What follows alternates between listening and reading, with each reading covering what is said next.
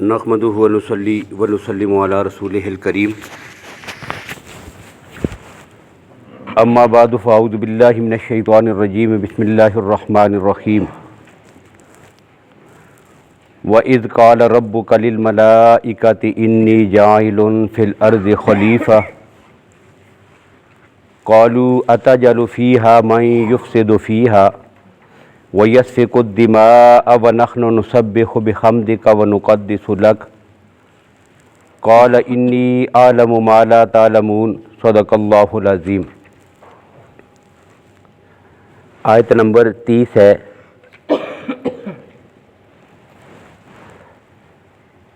آپ کا صفحہ نمبر 14 ہے آپ کے پارے میں، اس کا بالکل آغاز ہے شروع سے ہی۔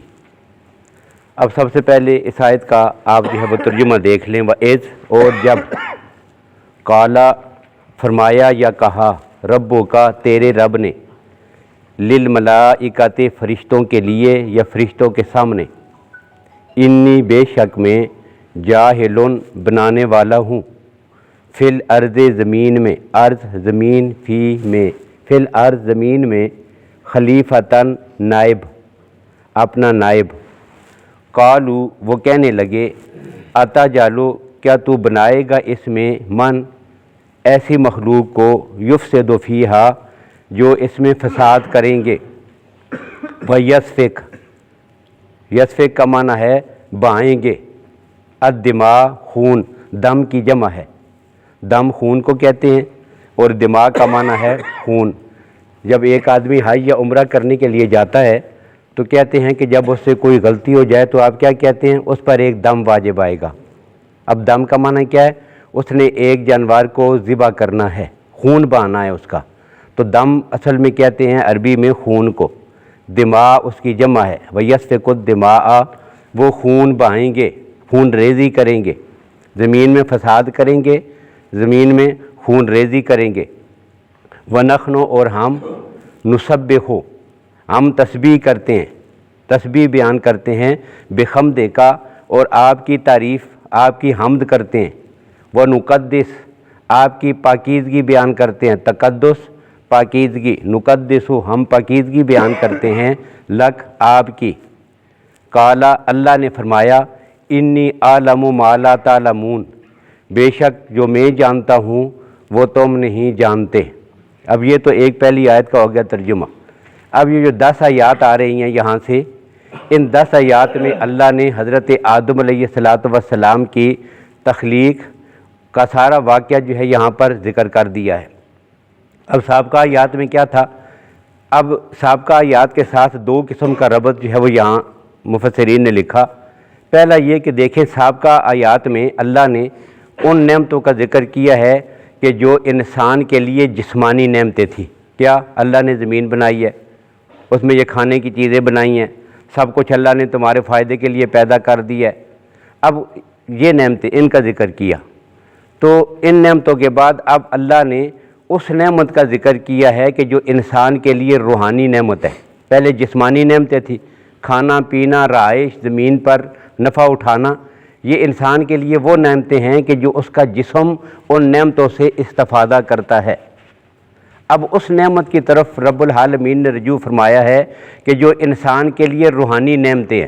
اب روحانی نعمتیں کیا ہیں؟ تو روحانی نعمت ہے اللہ کسی کو نبوت عطا کرے، نبوت کے ذریعے پوری انسانیت کو ہدایت ملے، شریعت عطا ہو، اللہ کے احکامات ہوں، تو یہ روح کی غذا کے لیے، جسم کے لیے اللہ نے نعمتیں دی ہیں، تو اب روح کے لیے جو نعمتیں دی جانی ہیں اس کا آغاز اور تمہید آج کی تلاوت کردہ آیت سے ہو رہا ہے۔ ایک ربط یہ ہے، اور دوسرا مفسرین نے لکھا کہ یہ جو پہلی نعمتیں تھیں اس سے پہلے جن کا ذکر گزرا ہے، کھانا پینا، رہائش اور زمین کی ساری ان چیزوں سے، مخلوقات سے نفع حاصل کرنا، یہ وہ نعمتیں ہیں کہ جن کو آپ سوری نعمتیں کہتے ہیں۔ کیا مراد ہوتی ہے سوری نعمتوں سے؟ وہ نعمتیں کہ جن کی شکل و صورت انسان کو سامنے نظر آ رہی ہے۔ یہ کیا ہے؟ یہ کھانا ہے، یہ پینا ہے، یہ پانی ہے، یہ آب و ہوا ہے، یہ ضروریات زندگی ہیں، ان کو کہتے ہیں سوری نعمتیں، سامنے نظر آ رہی ہیں۔ اب کچھ نعمتیں رب العالمین کے وہ ہیں کہ جو مانوی نعمتیں ہیں۔ مانوی نعمتوں سے مراد یہ ہے کہ ان کا ظاہری طور پر ہمیں کوئی وجود اور شکل دنیا میں نظر نہیں آئے گی، لیکن ہیں وہ سب سے بڑی نعمتیں۔ اب پہلی نعمتوں سے وہ بڑھ کر ہے، کیا ہے؟ عزت ہے، ہدایت ہے۔ اب یہ نعمتیں ہیں، یہ نعمتیں انسانوں کی نظر نہیں آتی۔ اب دنیا میں نبوت، خلافت، عزت، ہدایت، شریعت، یہ والی جو نعمتیں ہیں ان کو کہتے ہیں مانوی نعمتیں۔ اب ان کا ذکر جو ہے وہ ان آیات میں کیا جا رہا ہے۔ اب اس میں کیا ہے؟ ان آیات میں پہلی بات یہ ہے کہ اللہ نے حضرت آدم علیہ السلام کے ذریعے پوری انسانیت کی تخلیق کا جو آغاز کیا ہے، یہاں سے اس کا جو ہے وہ تبصرہ اور اس کا ذکر کیا جا رہا ہے۔ اب سب سے پہلی بات کیا کہی؟ وَإِذْ قَالَ رَبُّكَ، رب العالمین نے یہ بات فرشتوں کے سامنے رکھی۔ کیا بات رکھی؟ انی جاعل فی الارض خلیفہ، کہ میں زمین پر اپنا نائب بنا رہا ہوں، اس کو تخلیق کرنا چاہتا ہوں۔ اب لفظ خلیفہ کی وضاحت انشاءاللہ مستقل گفتگو میں بھی آئے گی، اور اس کی ساری تشریح اور خلافت کیا ہوتی ہے اور نظام کیا ہوتا ہے اس پر انشاءاللہ متعدد گفتگو آئے گی۔ اور خلیفہ جو ہے رب العالمین کا خلیفہ ہونے کا معنی کیا ہے، یہ بھی اسی ضمن میں بات جو ہے وہاں پہ آئے گی۔ اب پہلی بات یہاں پہ یہ ہے کہ جب رب العالمین نے کہا انی جاعل فی الارض خلیفہ، کہ میں زمین میں اپنا خلیفہ اور نائب بنانا چاہتا ہوں، یہ فرشتوں کے سامنے کہا۔ اب یہاں پر پہلی بات یہ ہے کہ کیا رب العالمین نے فرشتوں سے مشورہ لیا ہے؟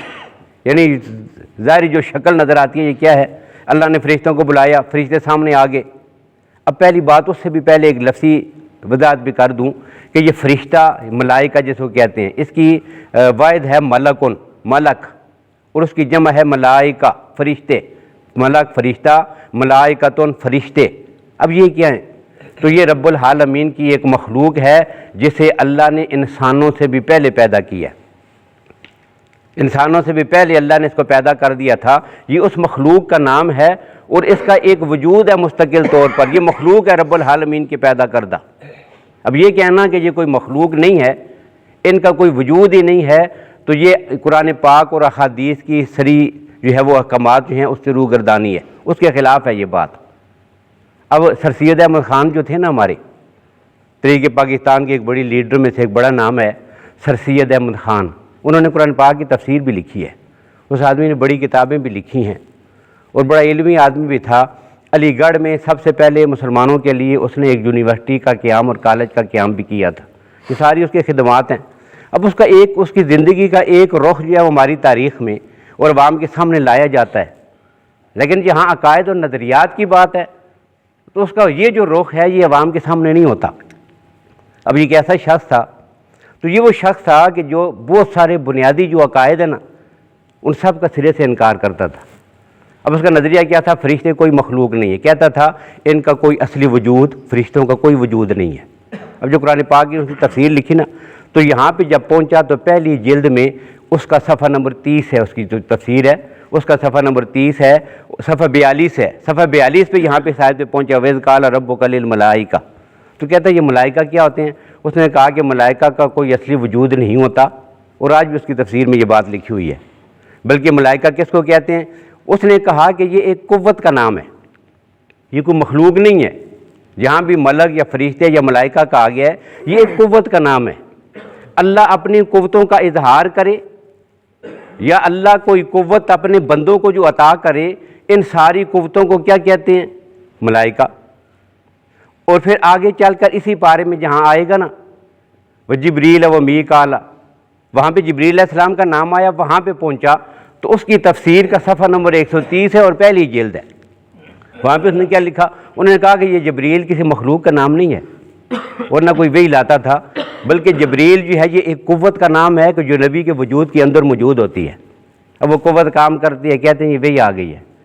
اب اصل میں وہ کوئی فرشتہ نہیں ہوتا، کوئی مخلوق ہے ہی نہیں ہے، نہ وہ وحی لاتا ہے، بلکہ اللہ نے جو نبی کے اندر قوت پیدا کی ہوئی ہے نا، اچھائی کی قوت، اور وہ جاگر ہو جاتی ہے، اب اس کو کہتے ہیں جبریل۔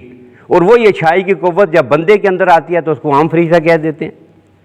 تو اس نے کہا کہ یہ کوئی مخلوق نہیں ہے، جبکہ قرآن اور احادیث کی صریح جو ہے وہ احکامات سے یہ بات معلوم ہوتی ہے، آیات سے اور تصریحات سے، کہ یہ مستقل رب العالمین کی ایک مخلوق ہے۔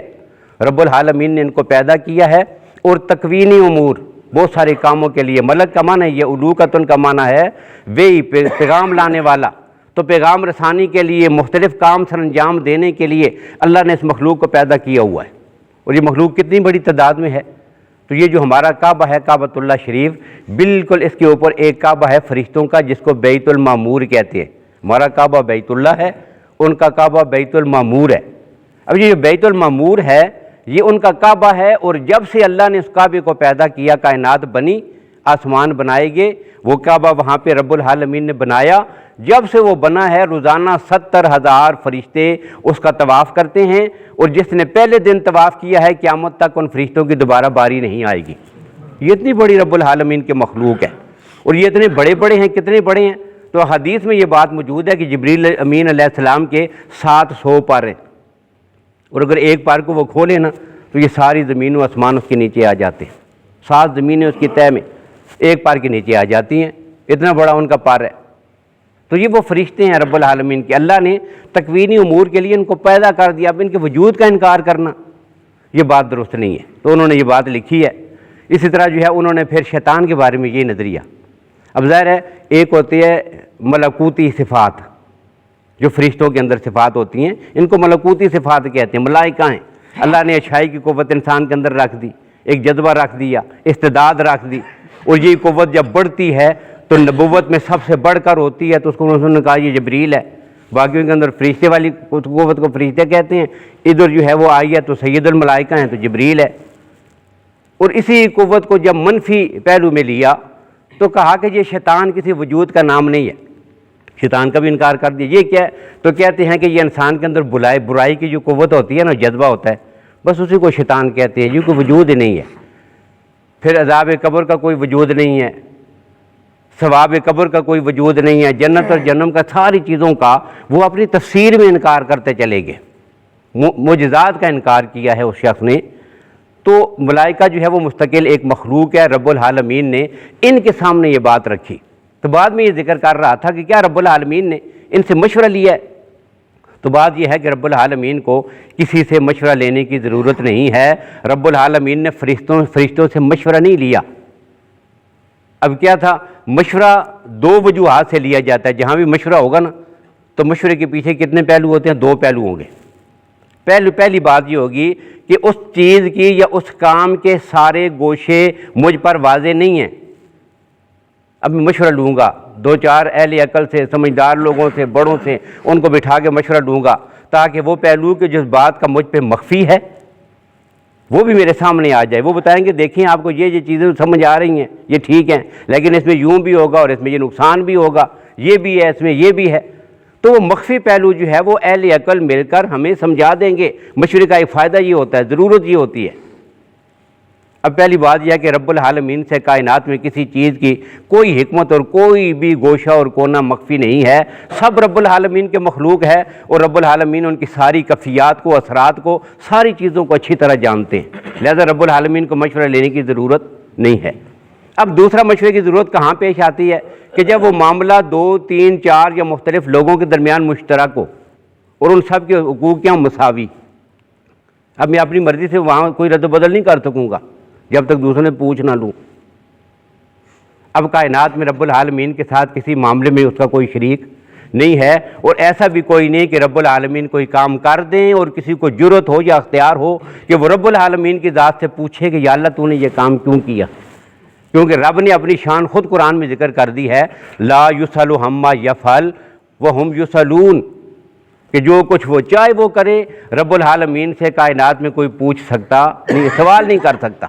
اس لیے یہاں پر جو مشورہ، یہ بات جو تھی یہ مشورے کے لیے نہیں تھی، بلکہ اللہ نے اس حکمت کے تحت کہ فرشتے اپنی رائے کا ذرا اظہار تو کریں۔ اب صورت کیا بنائی گئی ہے؟ صورت مشورے کی بنائی گئی ہے۔ اب صورت جو مشورے کی بنائی گئی اس میں بھی ایک فائدہ تھا۔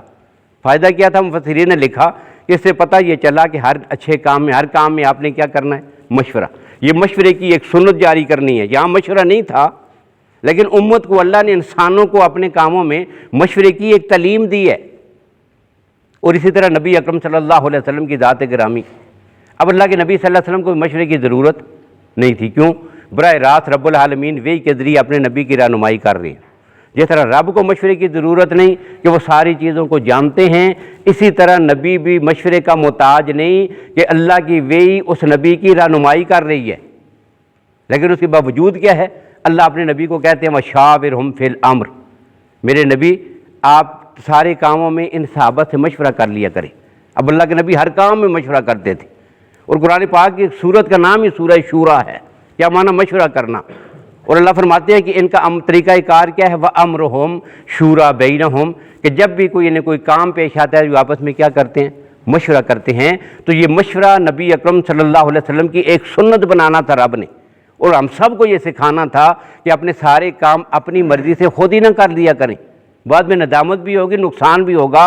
نقصان اور ندامت سے بچنے کا اور نقصان سے بچنے کا بہترین طریقہ کیا ہے کہ ہم اپنے سارے کاموں میں کیا کریں، مشورہ کریں۔ تو رب نے مشورہ نہیں کیا، لیکن ایک شکل بن گئی نا مشورے کی، تو اس سے سبق کیا ملا کہ ہم نے اپنے کاموں میں مشورہ لینا ہے۔ اب ایک بات یہ تھی، اور دوسری بات مفسرین نے یہ لکھی ہے کہ رب العالمین نے جو انسان کو پیدا کرنے کا فرشتوں کے سامنے تذکرہ کیا، ان کی رائے جو لی، اس کی ایک وجہ اور بھی تھی جس کو حضرت ابن عباس رضی اللہ تعالیٰ عنہ نے نبی اکرم صلی اللہ علیہ وسلم سے نقل فرمایا۔ وہ کیا تھی؟ وہ یہ تھی کہ فرشتوں نے، حضرت ابن عباس رضی اللہ تعالیٰ عنہ فرماتے ہیں کہ اللہ کے نبی صلی اللہ علیہ وسلم نے فرمایا ہے کہ حضرت آدم علیہ السلام کی تخلیق سے پہلے فرشتے یہ سمجھتے تھے۔ اب فرشتے کیسی مخلوق ہیں؟ قرآن نے کہا لا یعصون اللہ ما امرہم ویفعلون ما یؤمرون، وہ معصوم ہیں، اللہ نے ان کے اندر گناہ کرنے کی جو ہے وہ چیز ہی نہیں ڈالی ہوئی، ان کے اندر صلاحیت ہی نہیں ہے گناہ کی، معصوم ہے سرے سے۔ اب یہ جنات ہیں، اللہ نے ان کے اندر شر کا مادہ جو ہے یہ غالب ہے، شیاطین میں، جنات میں شر کا مادہ ہے، اور فرشتوں میں کیا ہے؟ ان میں خیر ہی خیر ہے، وہاں پر وہ گناہ کے قریب نہیں جاتے، معصوم ہیں۔ اور درمیان میں ایک درمیانی مخلوق ہے جس کو کیا کہا؟ انسان، اس میں خیر اور شر بھی ہے۔ وَهَدَيْنَاهُ النَّجْدَيْنِ، اللہ نے دونوں چیزیں اس کے اندر رکھ دی، خیر بھی رکھ دی ہے، شر بھی رکھ دیا ہے۔ اب جس کے جو اپنے شر والے مادے کو مغلوب کر کے خیر کو غالب کرے گا، قرآن کہتا ہے اولئک ہم خیر البریہ، یہ سب سے بہترین، یہ فرشتوں سے بھی اعلیٰ ہے۔ اور جس کے اندر شر کا مادہ غالب آ جائے اور خیر جو ہے وہ پیچھے رہ جائے، قرآن کہتا ہے اولئک ہم شر البریہ، یہ بدترین مخلوق ہے، جن کو قرآن نے کہا اولئک کالانعام، یہ جانور ہیں، بل ہم اضل، جانوروں سے بھی گئے گزرے، بدتر، شر الدواب، بدترین جانور، یہ ان سے بھی بدتر ہیں۔ تو یہ مخلوق ہے ایک، لا یعصون اللہ ما امرہم، اللہ کے کسی کام کی وہ نافرمانی نہیں کرتے، نہ کر سکتے ہیں، ہر وقت اللہ کی عبادت میں لگے رہتے ہیں، اطاعت ہی کرتے رہتے ہیں۔ اب ان کا خیال یہ تھا، ابن عباس رضی اللہ عنہ فرماتے ہیں کہ اللہ کے نبی صلی اللہ علیہ وسلم نے فرمایا کہ فرشتوں کے ذہن میں یہ بات تھی، اور آپس میں ایک دوسرے کو کہا بھی کرتے تھے کہ لن یخلق اللہ خلقا اکرم علیہ منا ولا عالم، اللہ کائنات میں کوئی مخلوق ایسی نہیں بنائیں گے کہ جو ہم سے زیادہ اللہ کے ہاں مقام بھی رکھتی ہو اور زیادہ علم والی بھی ہو۔ ان کی یہ سوچ تھی۔ اب اللہ نے اسی حکمت کے تحت پہلے ان کے سامنے بات رکھی، ذرا ان کی بات کا تو پتہ چلے اور معلوم ہو کہ کون سی مخلوق ہے جو زیادہ اللہ کے ہاں اکرم بھی ہے اور عالم بھی ہے، زیادہ عزت والی بھی ہے، مقام والی بھی ہے، اور زیادہ علم والی بھی ہے، ذرا ان کی رائے کا تو پتہ چلے۔ اب اللہ نے فرشتوں کے سامنے اس کا اظہار کیا ہے، اور پھر جس انسان کو پیدا کیا، اللہ اس انسان کے بارے میں قرآن پاک میں کہتے ہیں وَلَقَدْ كَرَّمْنَا بَنِي آدم، کہ سب سے عزت والی اور اشرف المخلوقات اور سب سے معزز جو میری مخلوق ہے نا، وہ کون ہے؟ وہ انسان ہیں، شرط یہ ہے کہ وہ انسان ہو، تو وہ انسان ہیں۔ اب اس وجہ سے ان کے سامنے بات رکھی۔ اب فرشتوں نے کیا کہا؟ جواب میں کیا کہا؟ أَتَجْعَلُ فِيهَا مَن يُفْسِدُ فِيهَا، کہ آپ ایسی مخلوق کو پیدا کر رہے ہیں جو فساد کریں گے اور خون بہائیں گے۔ اور اب یہ جو جواب دیا وَنَحْنُ نُسَبِّحُ بِحَمْدِكَ وَنُقَدِّسُ لَكَ، آپ کی حمد و ثنا کرتے ہیں، ہر وقت آپ کی عبادت میں لگے رہتے ہیں، تسبیحات کرتے رہتے ہیں، اور کسی کام میں آپ کی جو ہے وہ مخالفت نہیں کرتے، نافرمانی نہیں کرتے، اطاعت ہی کرتے ہیں۔ تو پھر ایسی مخلوق کو پیدا کرنے کی یا اللہ کیا ضرورت تھی؟ یہ جو جواب دیا یہ رب العالمین کی اس بات پر نعوذ باللہ اعتراض نہیں تھا، بلکہ عاجزانہ طور پر اپنی خدمات کو پیش کرنا تھا۔ جس طرح اللہ آدمی جو ہے نا، ایک انسان ہو، وہ اپنے دائرے میں یا اپنی متحدی میں کچھ لوگوں کی ایک ڈیوٹی لگا دے، اور پھر آگے چل کر جب ان کی تعداد بڑھانا چاہے کہ اس میں اضافہ کر رہا ہوں، پہلے 10 تھے اب یہ 5 اور شامل کر رہا ہوں، تو وہ 10 کیا کہے؟ وہ یہ کہیں کہ جی حضرت آپ کو کیا ضرورت پڑی ہے کہ آپ مزید 10 آدمی اور، ہم جو موجود جو ہیں ہم آپ کا سارا کام کریں گے، کسی کام میں کوئی فرق نہیں چھوڑیں گے، ہم سے یہ کام کروا لیں۔ یہ عاجزانہ التماس ہوتی ہے یہ رب العالمین کی اس بات پر انہوں نے اعتراض نہیں کیا، عاجزانہ یہ بات نیاز مندی کے طور پر پیش کی گئی، یا اللہ ہم جو موجود ہیں سارے کام جس طرح پہلے سر انجام دیے جا رہے ہیں ہم یہ کام انجام دیں گے۔ اب یہاں پر ایک سوال اور بہت بڑا سوال اٹھتا ہے، وہ یہ کہ فرشتوں کو کیسے پتہ چلا کہ یہ آنے والی مخلوق فساد کرے گی؟ اب اس کا انشاءاللہ تھوڑا لمبا جواب ہے، وہ کل والی گفتگو میں آ جائے گا، لیکن اگلی جو بات ہے اللہ نے کیا کہا، انی اعلم ما لا تعلمون۔ اب یہاں پر جو رب العالمین نے جواب دی نا وہ دو طرح کے ہیں، ایک ہوتا ہے حاکمانہ جواب، ایک ہوتا ہے حکیمانہ جواب۔ اب پہلا جواب جو رب نے دیا وہ حاکمانہ ہے۔ حاکمانہ جواب کا کیا معنی ہے کہ اللہ نے بحیثیت ساری کائنات کے الہ اور رب ہونے کے حاکمانہ طور پر بس پہلے ہی روک دیا، نہیں انی اعلم ما لا تعلمون، تمہیں نہیں پتہ ہے، جو میں جانتا ہوں وہ ٹھیک جانتا ہوں، خاموش رہو، تمہیں کیا پتہ۔ یہ ہے جی حاکمانہ جواب۔ اور پھر اگلی آیات میں کیا ہے، وَعَلَّمَ آدَمَ الْأَسْمَاءَ، یہاں سے حکیمانہ جواب ہے۔ اللہ نے ایسے دلائل اور ایسی چیز لا کے سامنے رکھی نا کہ جس کو دیکھ کر وہ خود ہی سمجھ گئے کہ نہیں جو رب العالمین کی ذات کہتی تھی ہم تو اس بات تک پہنچ ہی نہیں سکے ہیں۔ تو یہ جی حکیمانہ جواب، حاکمانہ جواب بھی ہے، پھر حکیمانہ جواب بھی ہے، دونوں جواب، اور دوسرے جواب کی تشریح بھی آئے گی، اور اس سوال کی کہ ان کو کیسے پتہ چلا فرشتوں کو کہ یہ مخلوق آ کر زمین میں فساد کرے گی، اس کی کون سی وجہ تھی، کیسے ان کو معلوم ہوا، یہ انشاءاللہ کل کی گفتگو میں ہمارے سامنے آئے گا۔ رب العالمین ہمیں قرآن و سنت کو سمجھنے کی اور اس پہ عمل پیرا ہونے کی توفیق نصیب فرمائے۔